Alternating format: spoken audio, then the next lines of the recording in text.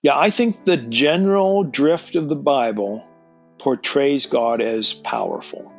And it's funny sometimes when, like, I'll post the title of my book on social media, someone will retort by quoting some passage, usually from the Old Testament, that talks about, great is the Lord and mighty in power, and as if that's some sort of a undermining of my claims in the book, which of course it's not. I do think God is mighty. I just think that we've not been very careful in trying to describe God's power in light of God's love, in light of creaturely freedom, in light of logical contradictions, in light of ontological contradictions, in light of a whole host of factors.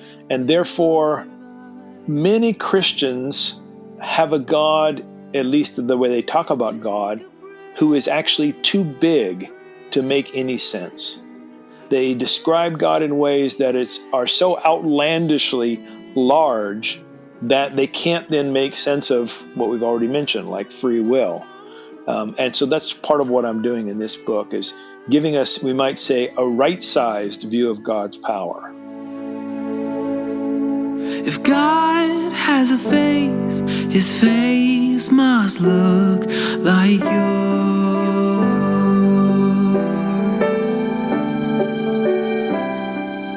Welcome to the Deconstructionist Podcast. I'm your host, John Williamson, and we are back with a new guest. Well, old guest, but returning guest. Yeah, there you go. Dr. Thomas Jay Oord. And for those of you who have been listening for a while, you probably remember him coming on in support of a couple of his prior books, including God Can't.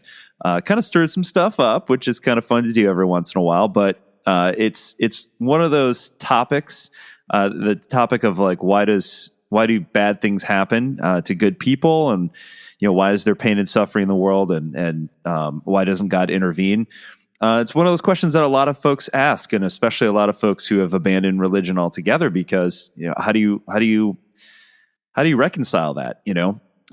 One hand, we're talking about an all-powerful, all-loving God who can do anything, and yet we continue to see things like school shootings and forest fires that take out entire neighborhoods, and all sorts of awful violence, the wars, and like the one happening in Ukraine, and yet it doesn't seem as if God intervenes. And so what does that mean, and how do we reason with that? And so he's taken a stab at it in a couple of his books prior, and he's got a new one that just came out that is kind of builds on that work, called The Death of Omnipotence and Birth of Amipotence. Oh my gosh.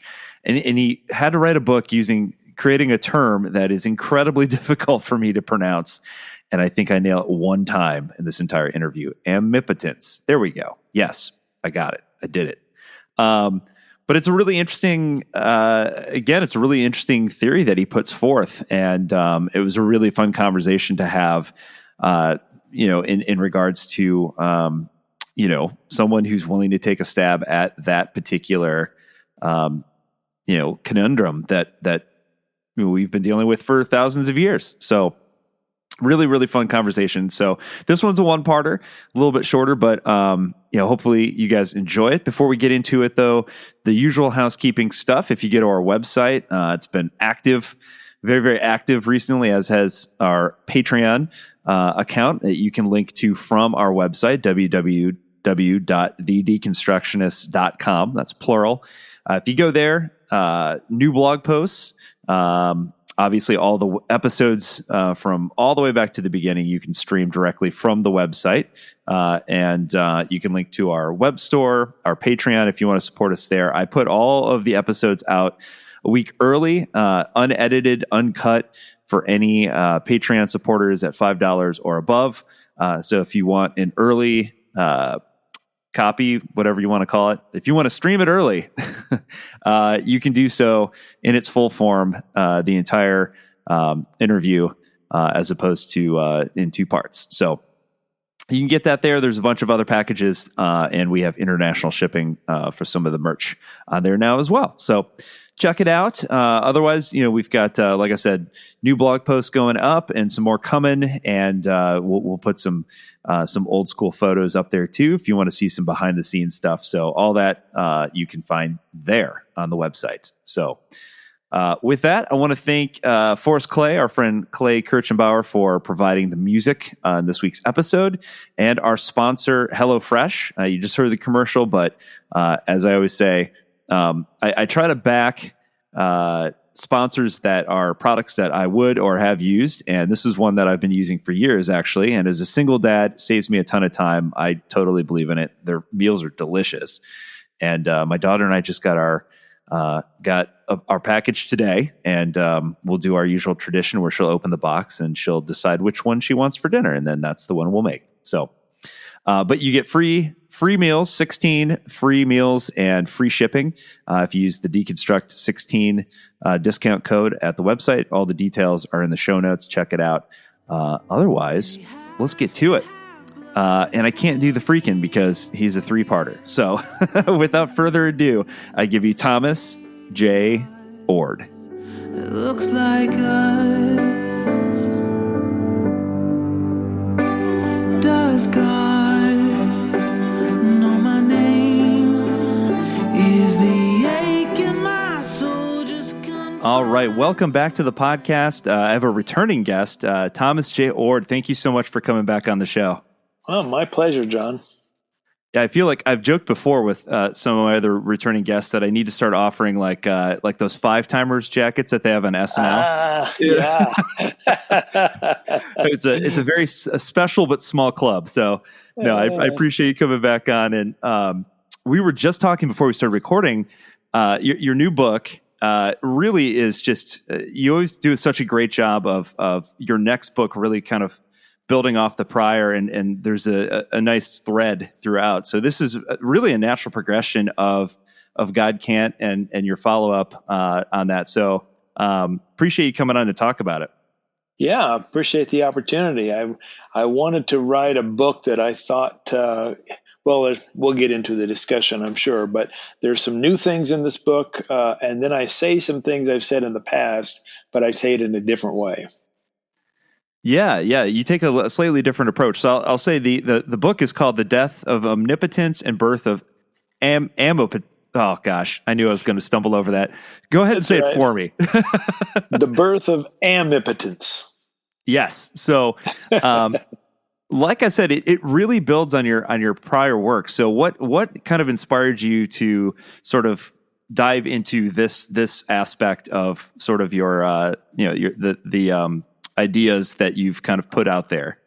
Yeah. Well, this particular book has 4 chapters, and I think of it kind of like 4 movements in a concerto or something. And 3 of the chapters are really pretty novel set of ideas. One chapter, when I address the problem of evil, it's kind of addressing some of the themes that I have in previous books, but I wanted to come at it from a different angle. So, just a quick overview. The first chapter is arguing that omnipotence isn't in the Bible. The second chapter is arguing that philosophically, the word omnipotence has to be qualified so often that it dies a death of 1,000 qualifications. Third chapter is addressing the problem of evil, and I make the argument that evil ends, or at least should end, the idea that God is omnipotent. And then the last chapter, people read my book, God Can't, and some other books, and they kind of got the impression that God can't do anything. And they thought they had to choose between an omnipotent God or an impotent God.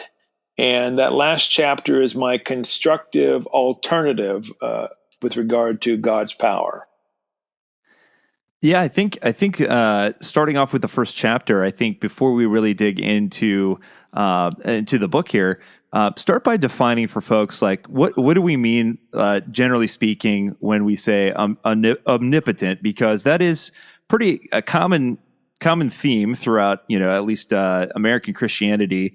It's in worship songs. We sing hymns about it. We talk about it in Bible school.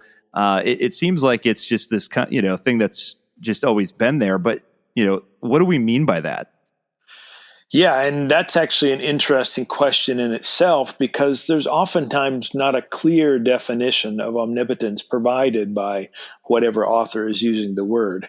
So at the outset, I say when I'm using the word omnipotent, I'm referring to at least one of what I think are the three most common or dominant meanings of omnipotence that you would find not only amongst people on the street, but also amongst the major theologians and philosophers in history.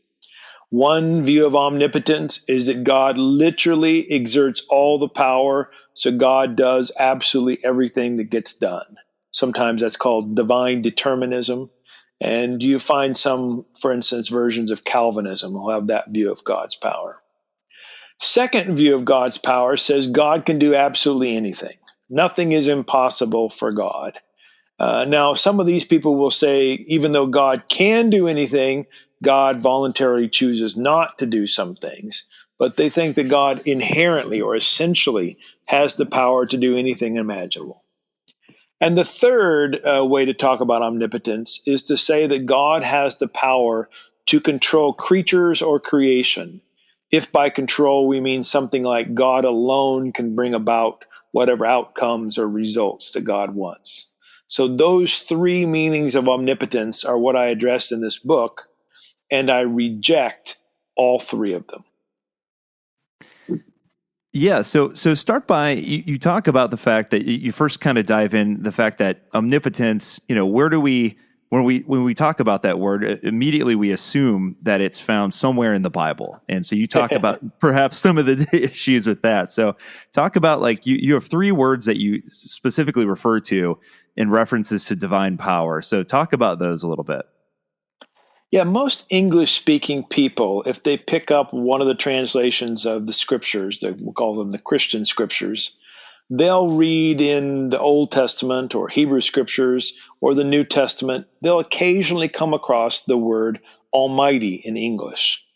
And so what I do is I begin with the Old Testament, and I look at those instances in which that word Almighty shows up in English translations and ask, okay, what is the word in Hebrew being referred to here? And there are two words that are at play. One is the word Shaddai. Many people may have heard of the phrase El Shaddai. And the other is Sabaoth.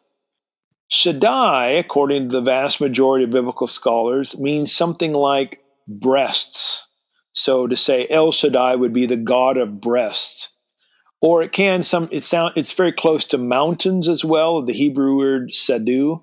So breasts or mountains, a source of nourishment or a source of protection.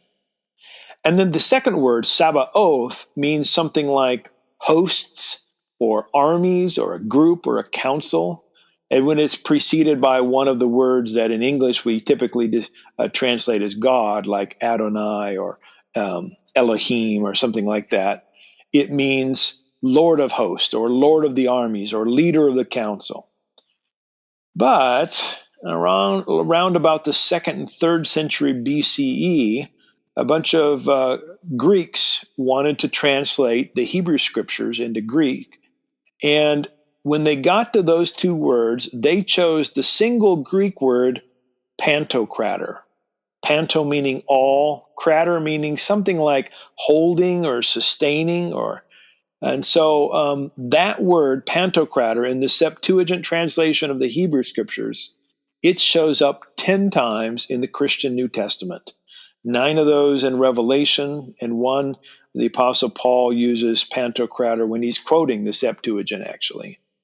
But the real move comes in about the 6th century when a guy named Jerome is translating the scriptures into Latin, what's usually called the Latin Vulgate.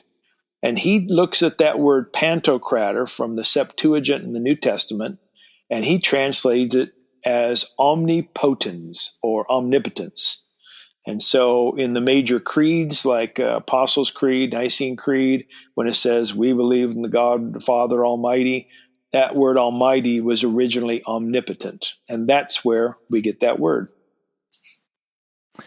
That's really interesting, and so you kind of dig in from there to some of the issues that we have with ascribing omnipotence to God. For example, like if God is truly in control of all things, then why does bad things happen to good people? And I know you kind of talk about that in your prior works, but also it sort of clashes against this idea of free will, because on one hand we say God can do all things, but on the other hand we also say, well, we have free will. We have the leeway to make mistakes and to go against God's will, but the two can't really go hand in hand. I mean, it sort of conflicts.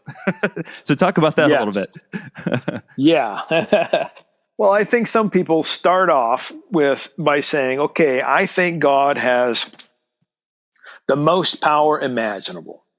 And, sometimes a philosopher might use the word maximal power or almighty or sovereignty or all power.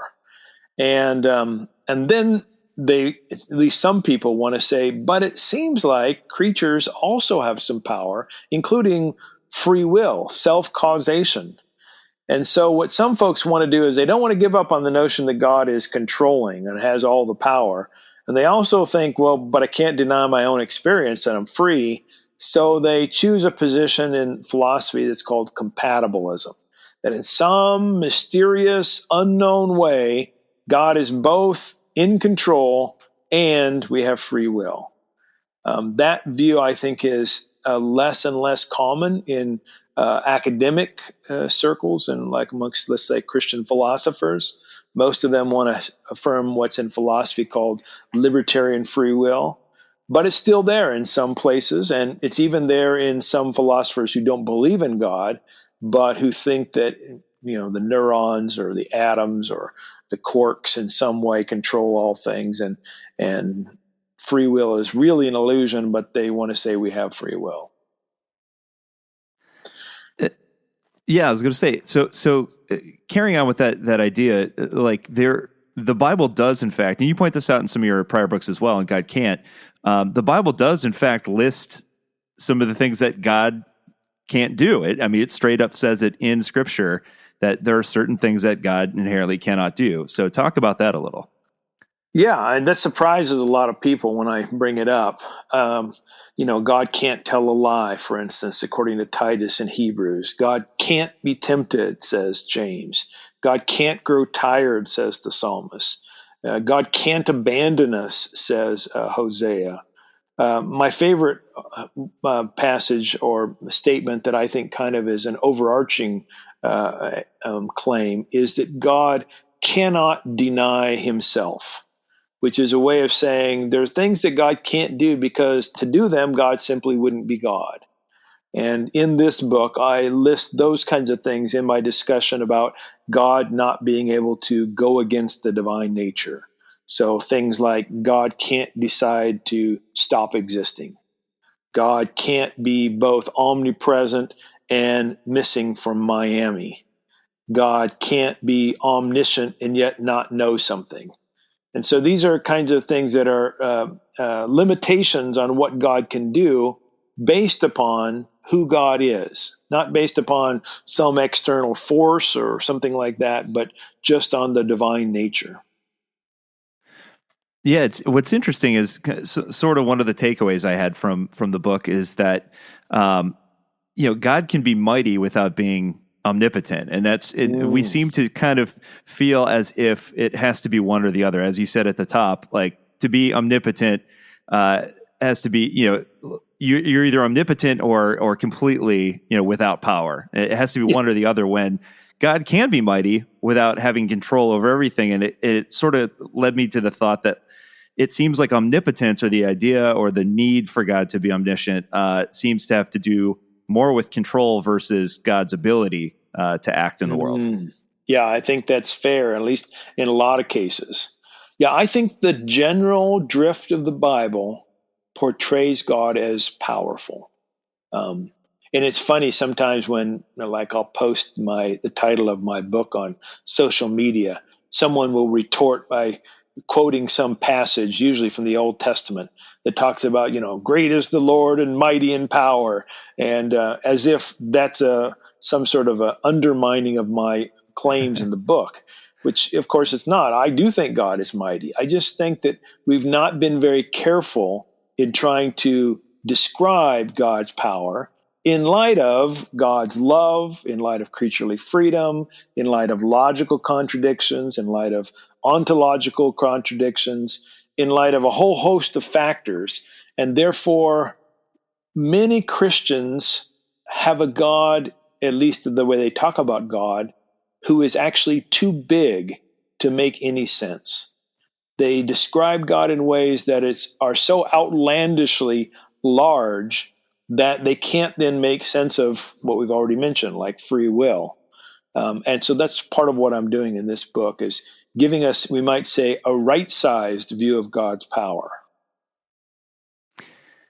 Yeah. So in your second chapter, you really, that's where I feel like you really expand on your work in God Can't, stemming from the, as you sort of already alluded to, this philosophical paradox. I think the funny one that you point out is, can God create a rock that's so big that not even God can lift it, so I thought that was really interesting. And again, you, as you said, you kind of come at it from a different angle though, and kind of re-exploring some of the, some of the material that you've covered before.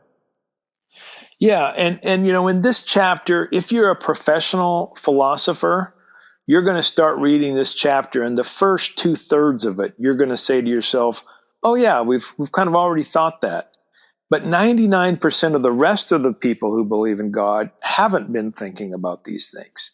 They haven't been considering the possibility that God can't make a round square, or can't make 2 + 2 = 378, or can't decide to stop existing, like I mentioned earlier, or that God can't both create free moral agents and guarantee that those moral agents will always choose the good.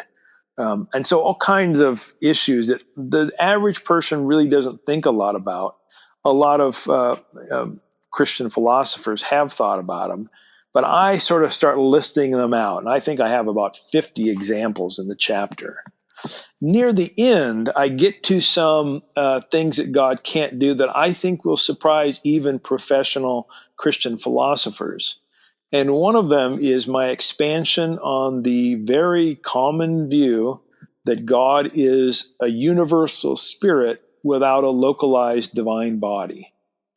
And that means if God's a spirit without a body, God actually doesn't have divine hands with which to pick up pebbles or do push-ups. God doesn't actually have divine teeth to chew bubble gum. God doesn't actually have a divine toe to kick a soccer ball. And so you and I can do a lot of those things because we're embodied creatures. So if we start thinking carefully about these typical views of God and think about their implications, it should make us rethink how we talk about God's power. And that in turn can help us deal with the biggest objections to belief in God, which one of them is the problem of evil. Yeah, and I definitely want to get into that because I think that's one of the most important parts of the book.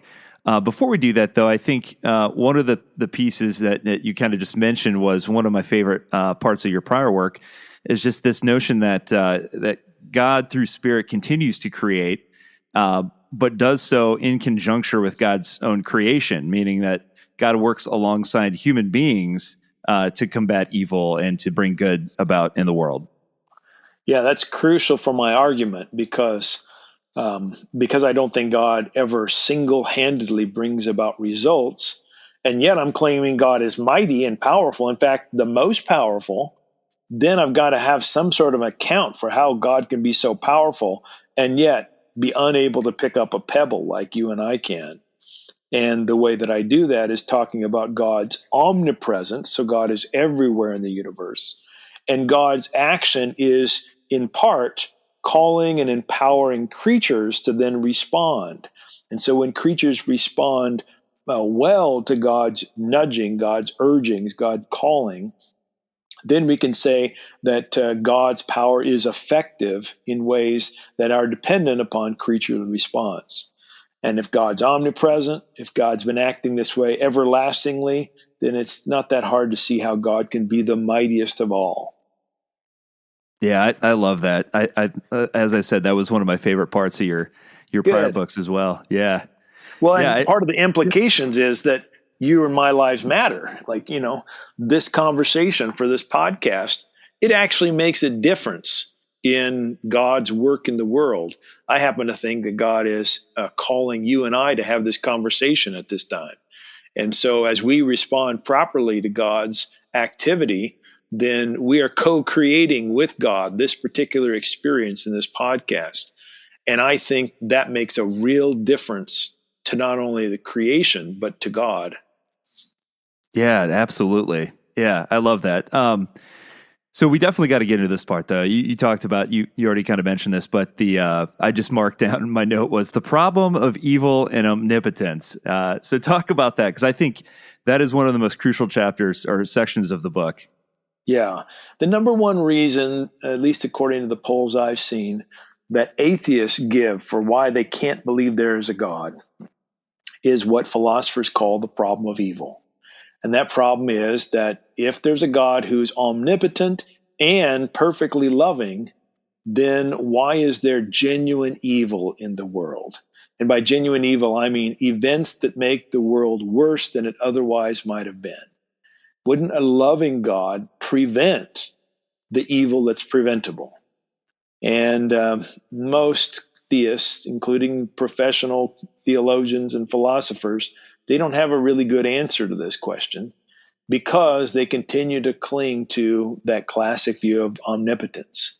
And what I do in one of the chapters, after showing how there's all kinds of problems for this, for politics and religious experience and all kinds of other issues, I get around to saying if we take away omnipotence, then we can say that God is working with creation, is powerful, is trying to heal, is trying to squeeze something good out of the bad God didn't want in the first place. We can have a really active God, but this God would be uncontrolling and therefore not morally responsible, not culpable for failing to prevent evil. Yeah, and the important thing that I love about that is also that you keep coming back to the central theme of love. Like Yeah. God ultimately is the source of love, and that's the central action in all things. Yeah, that's at the heart of my theology. It's the way I try to live my life. I wouldn't believe in God if I didn't think God was first and foremost loving. I wouldn't try to live a life of love if I thought there was no, God empowering and inspiring me to be loving in loving ways. So, I don't know if we talked about this last time we chatted, but there was a time in my life when I did not believe in God. I was an atheist. And it was the issues of love that brought me to think it was more plausible than not that there's a God. And so those function in my constructive theological work. Those ideas of love function as the center of my thinking. Yeah, I think that's definitely a place where I kind of eventually landed as well. Is Hmm. when we talk about this idea that we are made in God's image, as a kid in my childlike brain, I kept thinking, well, God looks like a human being, and Yeah. as I got older, I thought I've shifted more towards, if God is the source of endless love, then really what that means to me is that each of us are born with that love spark within us. And so when Hmm. we freely give that love away, in the sense that it's no strings attached, that it's just purely for the sake of extending that love, that's where we see a glimpse of God or the divine here on earth. It's it kind of bringing us closer to the source in a way. Yeah. When we're done with this, let me send you. I wrote a chapter in a book on Imago Dei, the image of God, in which I make that kind of argument that relational love is the best way to think about the Imago Dei. Yeah, I love that. I would love to read that. So you talk about, I thought this was kind of funny because Adam, my partner who I started this with years ago, and I used to tongue in cheek kind of lovingly make fun of worship music a lot. Like, because it's always so positive, and we're like, where's the lament music, like the stuff of real life, and so you mentioned the fact in the book that a lot of modern worship music is just chock full of references to power and kings and these figures of power, it's, and in my mind, I kept running back through like songs that I knew that were popular. It's all has a lot of similar phrasing in it. So, yeah. So we really kind of really put that out there into the universe, everybody, when you think of a worship song, most of them, you probably think of, it has this positive message, happy ending, and God is all powerful and the King of Kings,